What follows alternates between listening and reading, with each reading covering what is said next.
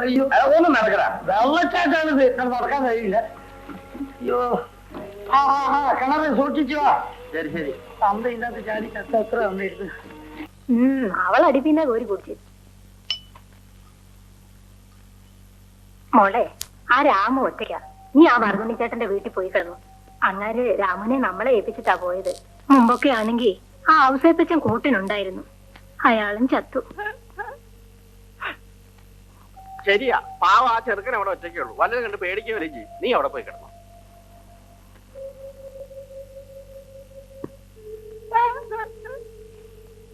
ഇന്ന് രാത്രി ഈ വീട്ടിൽ നമ്മൾ ഒറ്റയ്ക്കാടി. അതിന് നീ ഇപ്പോഴും സുന്ദരിയാടി. വയസ്സന്റെ ഒരു ശൃംഗാരം. നീ എന്റെ കാര്യം. എന്റെ കർത്താവെ, എന്റെ കൊടവും പൊട്ടിച്ചല്ലോ. കർത്താവിന്റെ 5 തിരുമുറുകളാണ്. എന്റെ ഫിലോമിനെ, ഈ കിടന്ന കിടപ്പിൽ നിന്നെ ഞാൻ സ്നേഹിക്കുന്നു.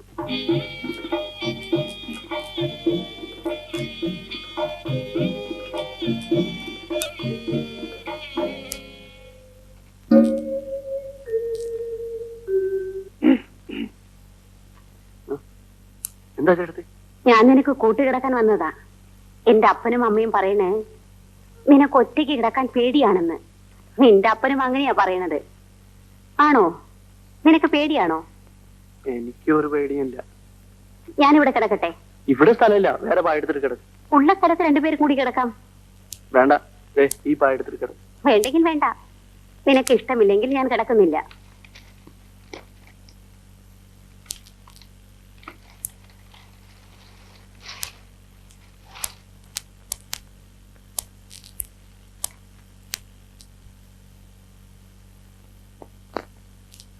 കിടന്നോ?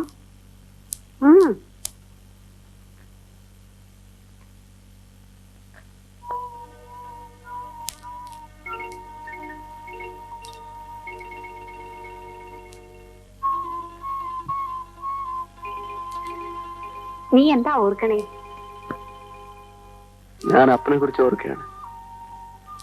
ഈ പ്രായത്തിലെ, അതും രാത്രി നേരത്തിലെ, ആരെങ്കിലും അപ്പനെ കുറിച്ച് ഓർക്കുമോ?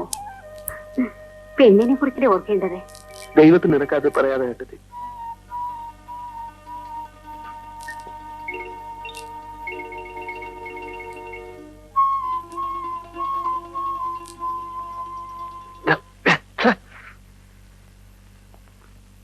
ഞാനിന്ന് കുളിച്ചത് വാസനയുള്ള എണ്ണ പുരട്ടിയാണ്. ചേട്ടത്തി കിടന്നു പറഞ്ഞു. എനിക്ക് ഉറക്കം വരുന്നില്ല.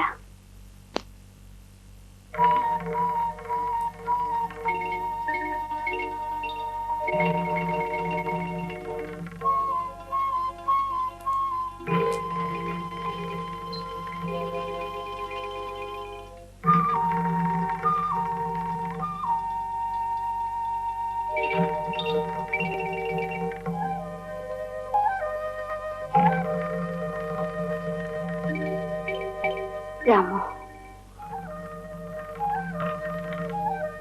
എന്നോട് പിണക്കമാണോ?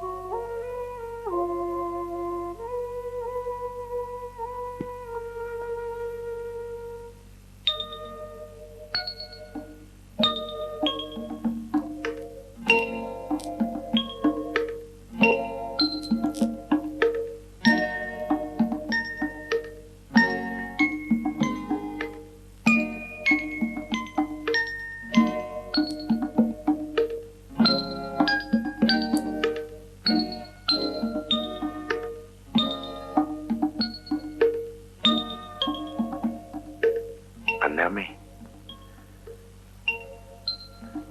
നീ സുന്ദരിയാണ്. എന്റെ മാലാക.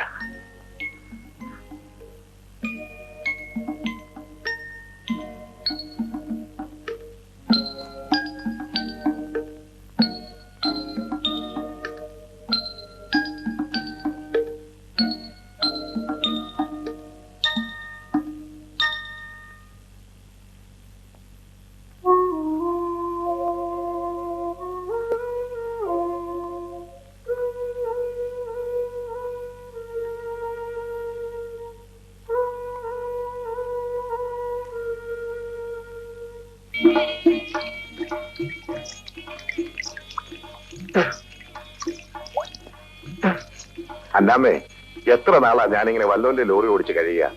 നമുക്കൊരു ലോറി വാങ്ങിക്കാം. നിന്റെ അപ്പനോടും അമ്മയോടും എനിക്ക് തരാമെന്ന് പറഞ്ഞ കാശ് തരാൻ പറ. ബാക്കി കാശ് ഞാൻ ഉണ്ടായിക്കോളാം. ഞാൻ പറയാം.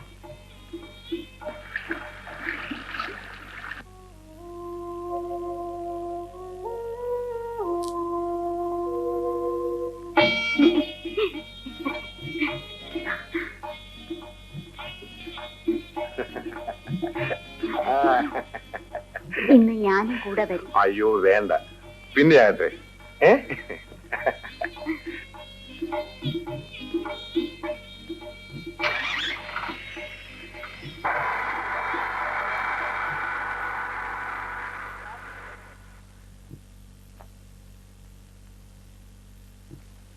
നീ ഇവിടെ ഇരുന്നേ. ഒരു ലോറി വിൽക്കാൻ വന്നിട്ടുണ്ട്. എന്റെ കൈ കുറച്ച് കാശുണ്ട്. നിന്റെ അപ്പനോടും അമ്മയോടും എനിക്ക് തരാമെന്ന് പറഞ്ഞ കാശ് തരാൻ പറ. ബാക്കി കാശ് നമുക്ക് പലിശയ്ക്ക് മേടിക്കാം. നിന്റെ അപ്പനോടും അമ്മയോടും നീ ഒന്ന് ചോദിച്ചു നോക്ക്. എനിക്ക് ഉടനെ കുറച്ച് കാശ് വേണമെന്ന് പറ.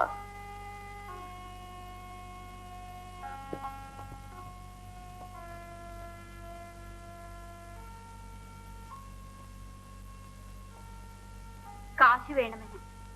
ഏത് കാശ്? ആർക്ക്?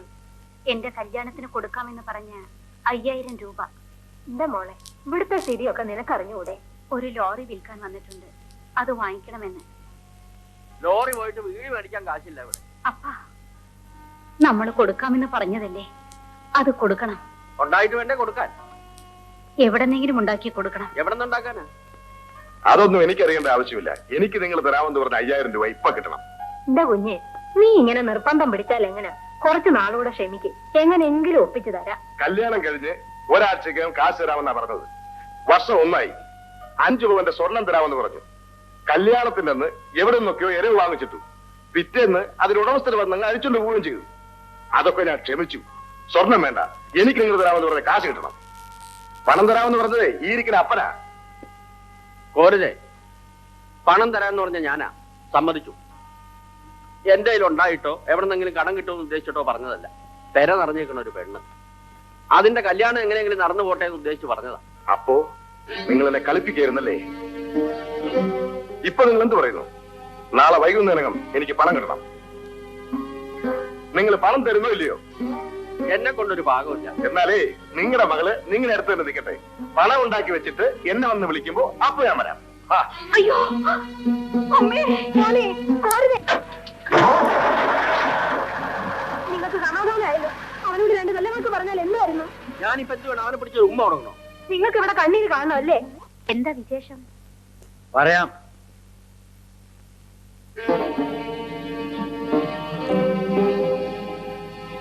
കോരുതേ, നിനക്ക് ഇവളെ മനസ്സിലായോ?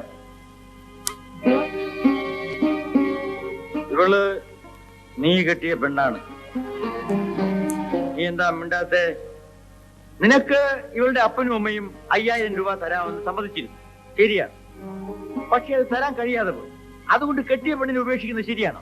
പണത്തിന് വേണ്ടി പെണ്ണ് കെട്ടുന്നവൻ വേറെ ആരെങ്കിലും പണം തരാമെന്ന് പറഞ്ഞാൽ പെണ്ണിനെ അവർക്കും കൊടുക്കും. നീ വിളിക്കണമെന്ന് പറയാനാണ് ഞാൻ വന്നത്. എനിക്ക് ഇവിടെ സ്വീകരിക്കാൻ വയ്യ വർദ്ധനേട്ടാ. നിനക്ക് തരാമെന്നേറ്റ 5000 രൂപ 1 വർഷത്തിനകം ഞാൻ തന്നോളാം. വറുതുണ്ണി വാക്ക് പറഞ്ഞ വാക്കാണ്. നീ ഇവിടെ സ്വീകരിക്കും.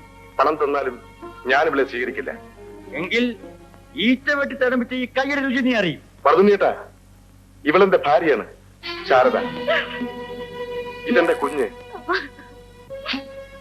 എന്റെ എല്ലാ കാര്യങ്ങളും തുറന്നു പറഞ്ഞിട്ടാണ് ഞാനിവിടെ കല്യാണം കഴിയുന്നത്. ഒരു ക്രിസ്ത്യാനി എങ്ങനെയാടാ കെട്ടിയോള് ജീവിച്ചിരിക്കുമ്പോ മറ്റൊരുത്തിയെ കെട്ടുക? പള്ളിയിൽ വെച്ചല്ല ഈ വിവാഹം നടന്നത്. നാട്ടുകാരെ ചിലരെ വിളിച്ചുകൂട്ടി ഞാനിവരുടെ കഴുത്തിൽ മാലയിട്ടു. ഞാനിപ്പോ ക്രിസ്ത്യാനിയല്ല. ഇവളെ കാണുമ്പോ എനിക്ക് വേദന തോന്നുന്നു. ഇപ്പൊ എനിക്കൊന്നും ചെയ്യാൻ കഴിയില്ല. ഞാൻ ഇന്ന് ഈ നിലയിലായത് ശാരദ കാരണമാണ്. എനിക്ക് എന്റെ ജീവിതമാണ് വലുത്. നിന്നെ തല്ലേണ്ടതാണ്. എനിക്കത് കഴിയാഞ്ഞിട്ടല്ല, പക്ഷെ ഞാനത് ചെയ്യുന്നില്ല. നിന്നെ തല്ലുന്നതിൽ ഭേദം പട്ടിയെ തല്ലുന്നതാണ്. കുഞ്ഞെ, നിന്റെ പണം കണ്ടിട്ടാണ് ഇവൻ നിന്നെ കെട്ടിയത്. മറ്റാരെങ്കിലും കൂടുതൽ പണം കൊടുക്കാമെന്ന് പറഞ്ഞാൽ ഇവൻ അവളുടെ പുറകെ പോവും. നീ ഇവനെ സൂക്ഷിച്ചു. നീ എന്തിനാണ് ഈ കരയുന്നത്? ഇവന്റെ കൂടെ ജീവിക്കാൻ കഴിയുന്നില്ലല്ലോ എന്നോർത്ത് നീ കരയരുത്. ഇവന്റെ കൂടെ കുറെ നാൾ ജീവിച്ചു പോയല്ലോ എന്നോർത്ത് വേണം നീ കരയാൻ. ഇങ്ങനെ ഒരു കെട്ടിയവൻ നിനക്കില്ലാതിരിക്കുന്നതാണ് ഭേദം. ഇവൻ നിന്നെ വേണ്ടാന്ന് പറയുന്നതിന് മുൻപേ നീ ഇവനെ വേണ്ടാന്ന് പറയണമായിരുന്നു. പാപ്പ